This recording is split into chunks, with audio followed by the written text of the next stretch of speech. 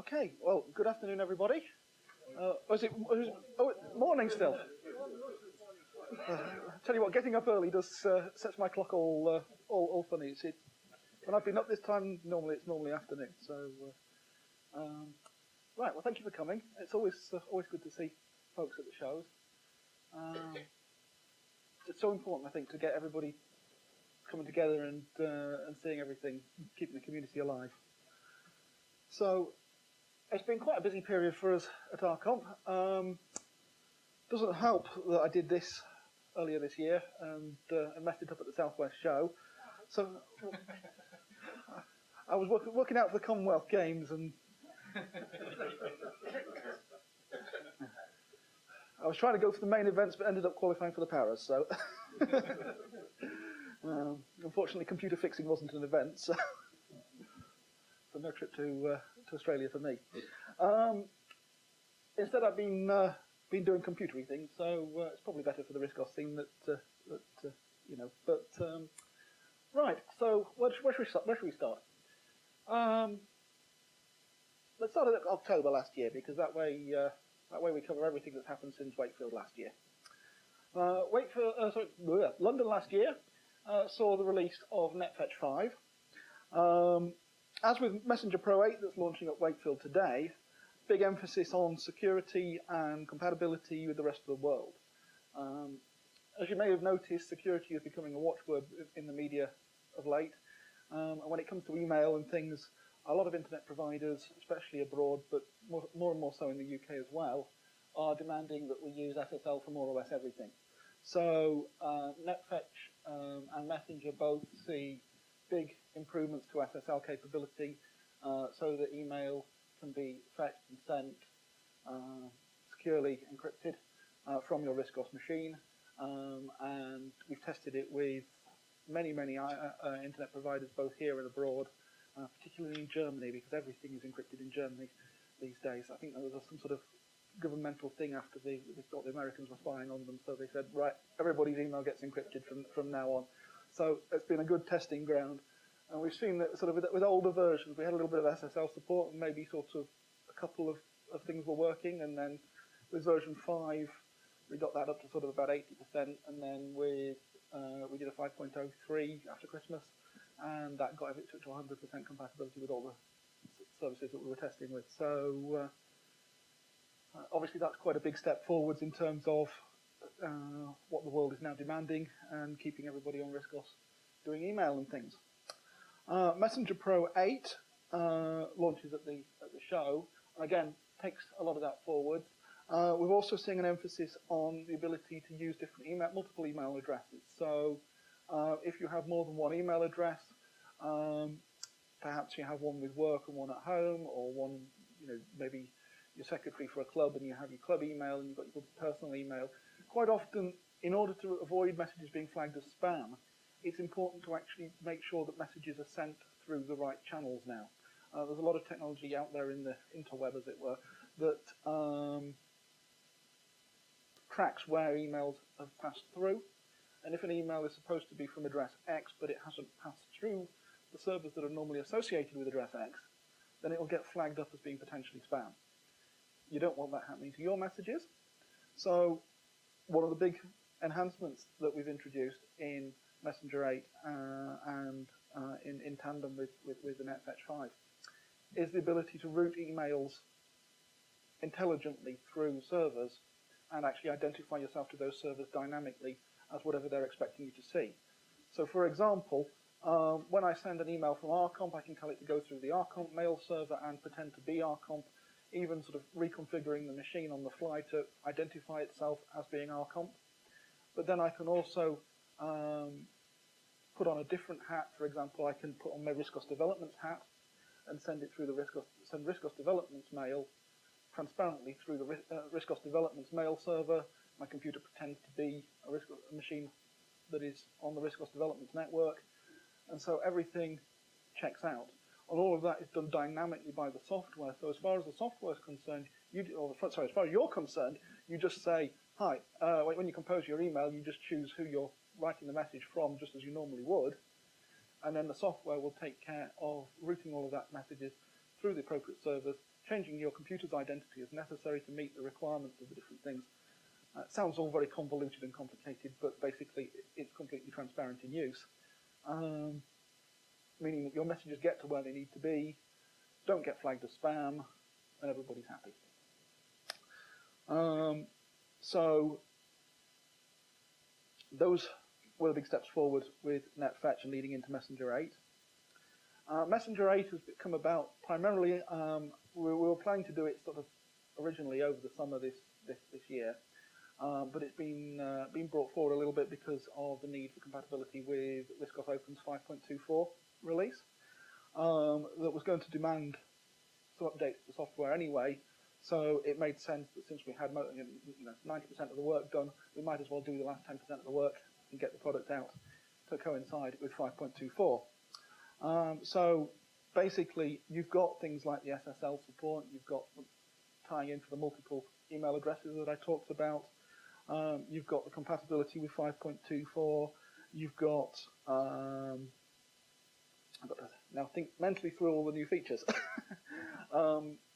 We've improved the handling of HTML and HTML emails with pictures, particularly, so that now that when you open those, you can either obviously open them locally and see them in HTML, or users of our Uniprint can also just double-click on the files, and again, it'll pass all the correct attachments and things through to Firefox or Chrome or what have you to smooth the experience with HTML.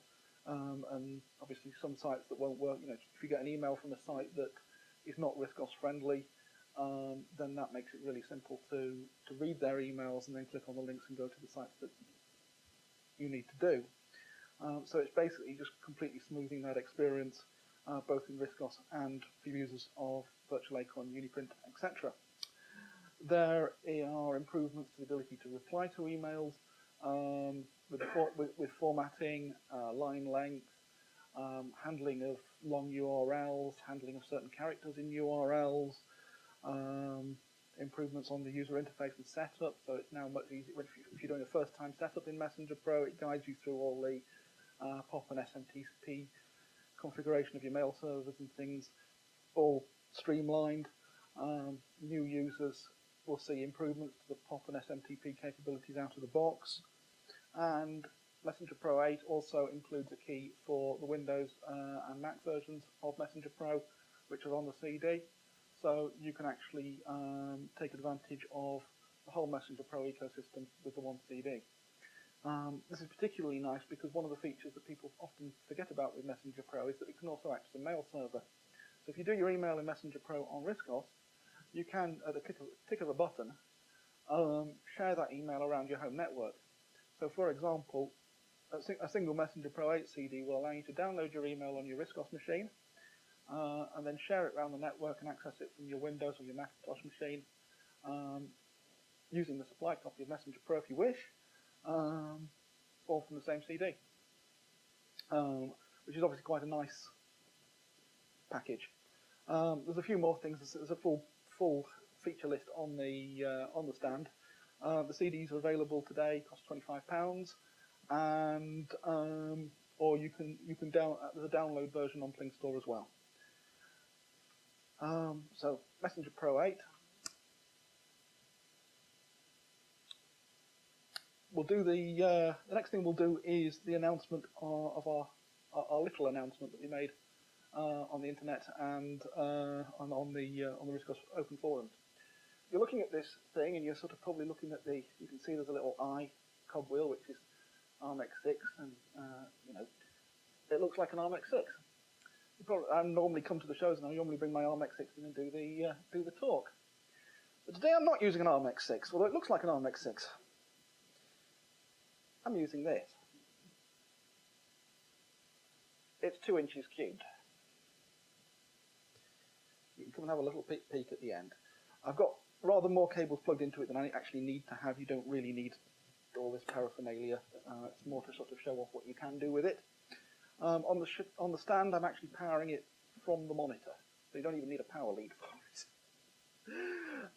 it. Basically, as somebody described it today, and I think it's quite a good analogy, it's what you get if you put an ARM-X6 in the washing machine. It's an entire ARM-X6, essentially, minus the bits that obviously wouldn't fit. No CD drive, wouldn't fit. No card reader, how about that big, wouldn't fit. And if you just use the little box, it's built-in storage rather than an SSD, because the SSDs are about that big and the unit's about that big. So there's a little physics problem there. But apart from that, it's a complete ARM-X6. Same clock speed, same amount of RAM, same connectivity. SATA, yep, no problem. This little unit is an SSD connected by SATA. You can see, again, if you look at the thing, the SATA SSD. And if I unplug it, I promise it will disappear. I know I could be fudging that with a USB device, but I promise I'm not. I could show you if I control F12 and type USB dot. No, USB DEV dot. There you are. USB hub, Logitech USB keyboard and mouse receiver. So if I do devices, which is how the SATA devices show up, you'll see there's 120 gig, 119 gig SSD shown there. So if it's not on the USB, by process of elimination, it must be on the SATA. So as you can see, all the features of an ARM-X6, but in 2 inches, at half the price. So, not a bad deal. And as I say, you can power it off more or less anything. USB port works, so however you want to do it, put in a keyboard mouse receiver, you're all set. Internal storage, you can go up to 128 gig, probably go higher, but or you can add an SSD for full speed performance if you want to. So really, it's down to the to you guys to figure out what you could where you could put a 2-inch computer. Answers on the no, probably. So as we say, a little announcement, but a fun new bit of hardware, and as I say, it helps us lower the barrier of entry into the ARM-X6 ecosystem. That an ARM-X6 at $699, we can't do anything on the price because thanks to Brexit, all the components have got more expensive. So the profit margins are, well, you'd expect at this point in its life, profit margins would be going up, but they're actually going down. So there's no real movement that we can do on an ARM-X6. But what we can do is introduce this new model at a more affordable price, which means that the barrier for entry to get ARM-X6 level performance is considerably lower. And the beauty of this, I mean, we got this tiny little thing. We've got it plugged into the big giant monitor on the stand doing 3440, 1440 giant resolution. Not a problem with the HDMI port. It's got the full capabilities to go up to 4K resolution in a tiny little box. So I mean, you can put it just put a piece of Velcro on the back of your TV. So yeah, so that's our new little computer. Other new products at the show, we've announced a new version of SafeStore. It's not quite made it for the show because Alan's been beavering away on it, but it was either do we get a sort of buggy version for release at the show, or do we actually get the bugs fixed and just delay it for a week? And we decided it was better to actually delay it for a week and get it where we wanted it to be. So what we're doing at the show is allowing people to upgrade to early access version.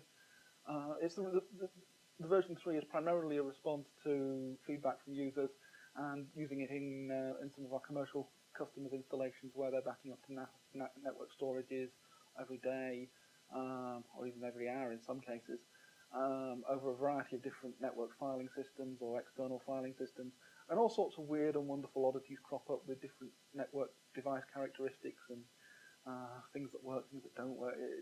You wouldn't believe the different permutations and combinations that people come up with. So basically, for the last probably year, Alan's been fine-tuning different aspects of the software, improving logging, improving how it deals with the problems that can occur in the real world. And the net result is a much more robust, much more effective backup solution. And over time, we're expecting to add a recovery tool. Traditionally, SafeStore hasn't really needed a recovery tool because most of the backup methods are involve cloning. So what you get on the other drop, you restore your backup just by dragging and dropping the files back. But some of the backup modes, like the incremental and generational backup types, would benefit from some sort of recovery tool. So that's on the cards for later on as part of the early access upgrade to SafeStore. The other product that didn't quite make it for the show is version 3 of our Pi-Fi product. For those unfamiliar with Pi-Fi, it lets you turn a little Raspberry Pi board into a wireless receiver for your RISC OS or other computers. Basically anything that doesn't have built-in working Wi-Fi, you can use a Raspberry Pi, hook it up to a network port, and gain Wi-Fi access for whatever device you plug it into. You could also plug it into a network hub, and then you'd be able to access any machine that's connected to the hub would then be able to access the Wi-Fi. So you can use it to bring as many machines as you like online with Wi-Fi. That much Pi-Fi has always done. What Pi-Fi 3 is all about is, well, firstly, the Raspberry Pi 3 has appeared, which is a jolly convenient little device because it adds built-in Wi-Fi onto the Raspberry Pi. So Pi-Fi can just, instead of having to plug in a USB Wi-Fi receiver, the off-the-shelf Pi will do all you need in the actual board. Indeed, Chris Evans came up to me at the beginning of the stand and said, Andrew, I've got some old Raspberry Pi 3s with Wi-Fi that I really want to sell cheap. Could you drop into your talk that I've got some cheap Raspberry Pis? So there you are, Chris. I have told everybody you've got some cheap Raspberry Pis, but I mean, you probably knew he had Raspberry Pis anyway. If you didn't, he's not been doing his job. But anyway, there we are. So Pi-Fi turns Raspberry Pis into Wi-Fi and gives RISC OS machines that don't have Wi-Fi access to Wi-Fi.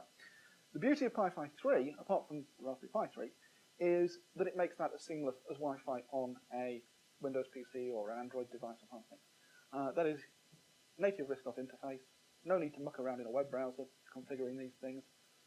Got a little Pi-Fi application, click on it, pick on your pick on your Wi-Fi network, and it'll show you your signal strength and so on and so forth, just like you would on Windows or Mac or whatever.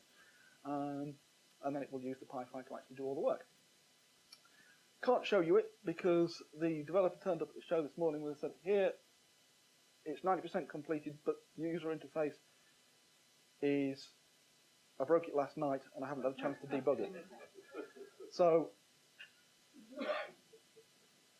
slight problem. But basically, the API works, the Pi-Fi works, the desktop user interface is broken, which is why it didn't make it to the show.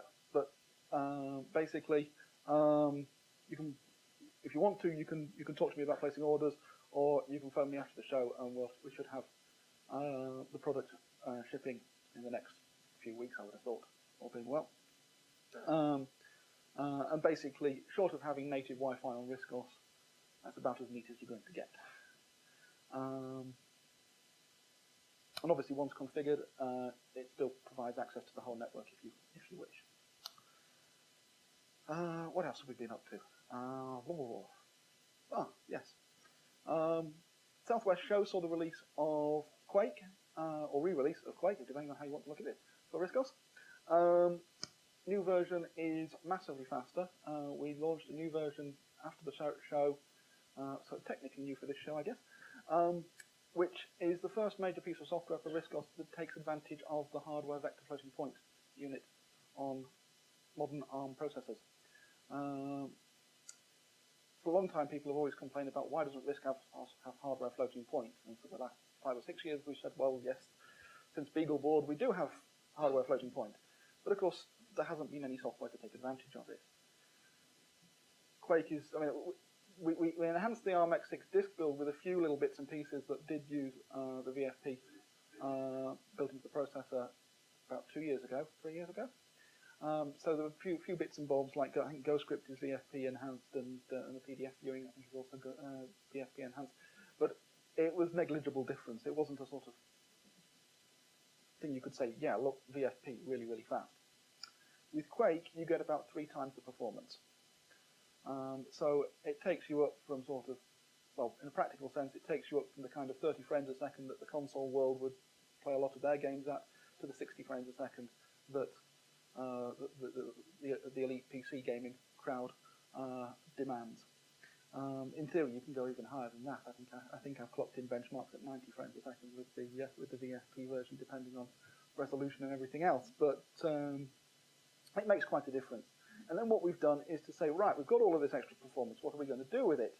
So we provided users with the options to go up to push the resolutions higher, or you can enable widescreen mode, or you can have raw performance if you want that Twitch feel, or you can have a blend of the above.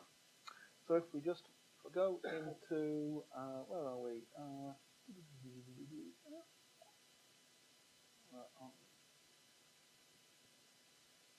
Never find things when I want to find things. Quick. What did it explode when going through the projector? Hopefully. It's doing it on the screen.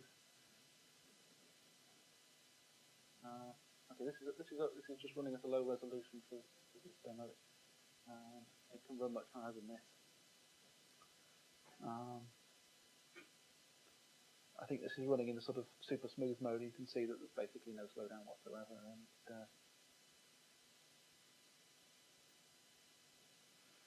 if we do a demo,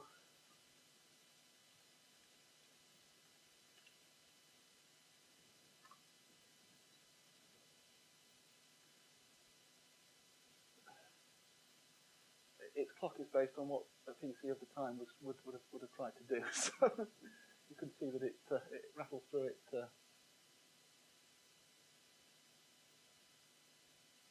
Like nobody's business. So for the first time, we're actually able to take advantage of the hardware of the modern machines. I know Quake's a lot old game, so I mean, I appreciate that there'll be a lot of you saying, "Oh, well, why are we getting excited about that?" The point is that the performance, I think, if you compare it to when we released it on the RISC PC, we're seeing about a 30 to 40-fold calculated speed increase over the years. Just put some perspective on just what the difference is between our RISC PC hardware and modern hardware. I think it's even faster if you run it on a Time Machine or Titanium. So if you're still sitting there running a RISC PC thinking, you know, my RISC PC does all I need, 30 to 40 times the performance says otherwise. If we can't convince you with that and a machine this big, I don't know what we can. And of course, should mention that even with a tiny machine like this, all of our machines have software compatibility pretty much like no other. We can run right back to sort of Archimedes era software. We can do RISC PC era software thanks to Emula. We can obviously run the native applications. A lot of the Ionic stuff that doesn't necessarily translate over, that works too. So in terms of giving users the best possible compatibility, our ARMX6 and Time Machine families basically do as much as we physically can to allow everybody to run as much software as possible. And that's always been one of my yardsticks, that I'm a stickler for not losing software off the back end of development, that it's very easy to move forward at a great pace and forget that a lot of the user base still make use of software that may be 20, 25 years old. And yeah, you can just tell people every time they've got to buy new software, and got to do this, you can't have that, you can't have this, but hey, you can have a new thing. But what I like to be able to do is say, hey, we know you still want to run the programs from 25 years ago, here's how you can do that, but you can still have the latest and greatest developments as well. So the next few weeks, I mean, you'll hear RISC OS Open talking about 5.24 for the various machines. We'll be rolling out versions of the operating system with enhanced compatibility for all of our legacy machines as well. So just because I'm talking about ARMX6 and Time Machine today, we're going to be putting out operating system upgrades for our Harmony and our Harmony X families. Despite the fact that those are 7 and 5 years old respectively, we're still committed to keeping those machines updated with the latest developments. in a straightforward and easy to upgrade manner, whilst maintaining compatibility as much as possible with anything that they're already running. Right. Final thing while we're talking about the games, this one's a real daft one, an oldie but a goodie. Last year we updated Doom. The Doom pack that we're selling at the moment includes Wolfenstein 3D, which is a forerunner to Doom. The version that we were able to put out last year was just the RISC PC version. It could run under Emula if you needed it to, but it was not ideal. Thanks to some work by Jonathan Abbott of JASPP, we've been able to put together a proper ARM v7, ARM v8 compliant version of Wolfenstein as a free upgrade to anybody who bought the Doom pack in the last 12 months. You can buy the Doom pack at the show. I'm not going to run Wolfenstein on this because it's so low resolution that it's going to almost certainly blow something up somewhere. But it does work. It works with modern monitors with the necessary MDFs. It gives you all the bits you need with it to play Wolfenstein on the latest machines, and we've enhanced the game while we were at it, so it's now much more responsive to what you do in the game. So, for example, when you pick up items, there are sound effects for collecting the items at different frequencies, and the sound changes depending on what you collect.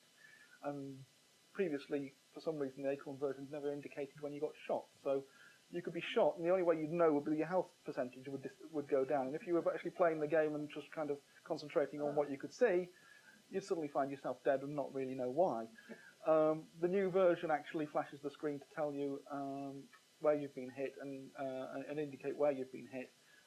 So if you're killed by somebody, it'll show you.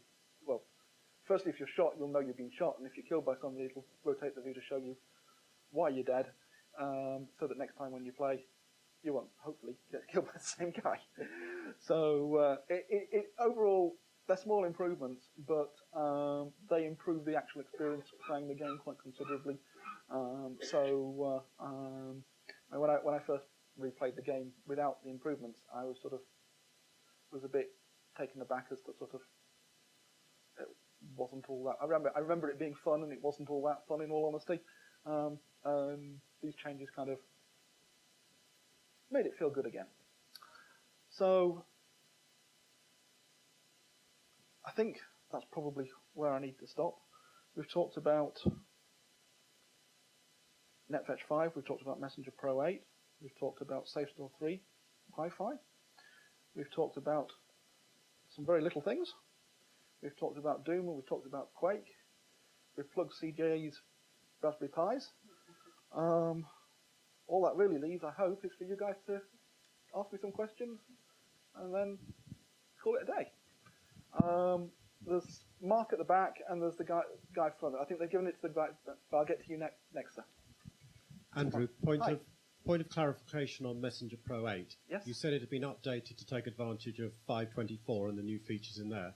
Does it run on older versions of RISC OS, and does it have all of the features on older versions of RISC OS? The answer is it's a good question, because my talk did not make that clear. Yeah, it works on any version of RISC OS. It's not so much taking advantage of the features as ensuring compatibility with, because there have been some changes in 5.24 that can come back to bite software if you're not careful. So Messenger Pro 8 just ensures compatibility, so that's why it's important to launch it today rather than in a couple of months' time. Because if people take away 5.24 today, they're going to want to have Messenger Pro 8 today to run on it.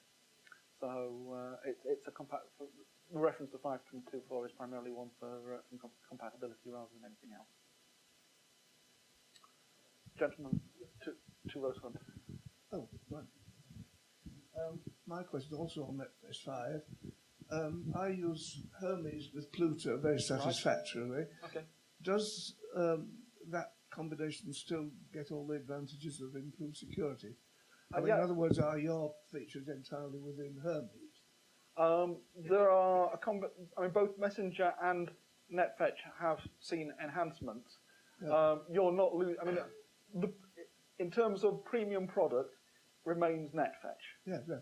So we're not trying to obsolete NetFetch or anything like that. Quite the opposite. So everything, all the good stuff is in NetFetch 5. If you're still running NetFetch 4, strongly recommend that you get NetFetch 5. I've got 5. You've got 5, then you're all set. Grab the latest, I think we're on 5.05. If you haven't grabbed 5.05 off Play Store, it should be a free upgrade. That's the one you want to get. And that will, you should have, I mean, there are certain things in Messenger that you will not get because you're running Pluto. Right. But you're not, in no way have we stymied you in any way. Everything that you can do with Pluto, you can still do with Pluto, plus the secure things that are in Hermes, etc., remain in Hermes. So you've got all of that. Good, thank you. As I say, what you don't get is the sort of where something relies on an integration of the two programs. Then obviously you're not going to get that, but that's additive rather than subtractive. If that makes any sense. I do understand there are some limitations at it even now, but it's no problem. I'm happy with it. Exactly, which is why we continue to keep developing them, and why we always try and keep NetFetch Hermes, if you like, a step ahead, because a lot of people run Messenger and Hermes, and other people run Pluto and Hermes. So Hermes ends up being, or NetFetch Hermes becomes the link between all of that, and so it's important that is the primary thing.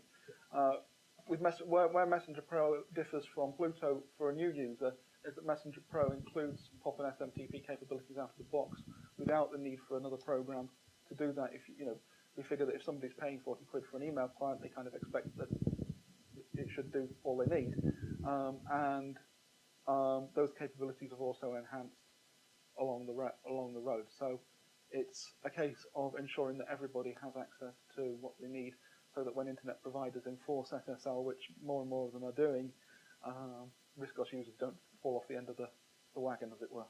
Thanks. Anybody? Any other questions, or are you all off to is it almost lunchtime? Yep. Try just a very quick one, really. What ports has the Minim got? I wasn't quite clear. The Minim, it has several USBs. You've got SATA connection for the that's how I'm connecting the SSD, as we talked about. As I say, you don't have to have that. I can just unplug the SSD. That one. And the SSD disappears off the thing. It's kind of hot swap, so you can just literally plug it in. And because you can have 128 gig of storage internally, there's no particular need to have the SSD. But I had it hooked up just so you could sort of see all the functionality working. You've got power. You've got the HDMI port for the 4K display. You've got Ethernet port for network connectivity. The only thing you don't have basically is a headphone jack, for audio, which could be seen as a bit of a downer. But the idea is that you use HDMI audio for something like this. There is also technically an SP-DIF port. You can see the little red light. But RISC OS doesn't really have any SP-DIF support, so it may be a kick up the backside to get that working. But again, you'd need a whole setup designed for SP-DIF to use that. And yeah, I mean, I've got the setup because I'm into home audio and that kind of thing, but I'm not sure all of you want to have an amplifier and speakers and all the other kit and caboodle next to your computer to utilize that. So HDMI audio is probably the most convenient for most people, I would have thought. I think it's very impressive that it is. Yeah, I mean, I couldn't believe just how much stuff is on there. There's also a little slot in there as well that actually allows technically access to the internals, but probably need tweezers for that.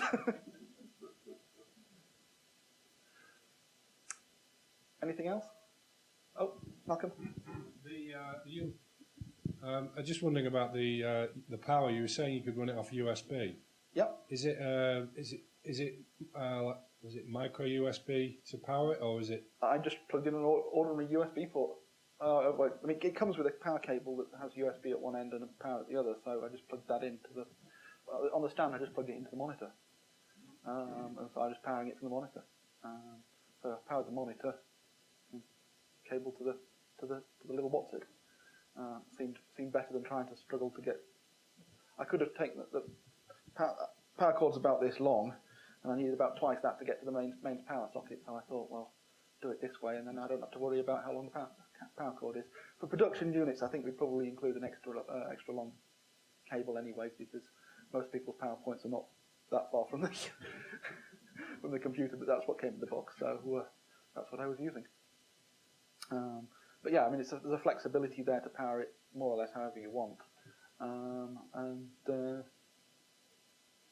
yeah, I mean, it's just remarkable what you can get in such a small size, really. And obviously, something like the ARM-X6, the operating system is mature.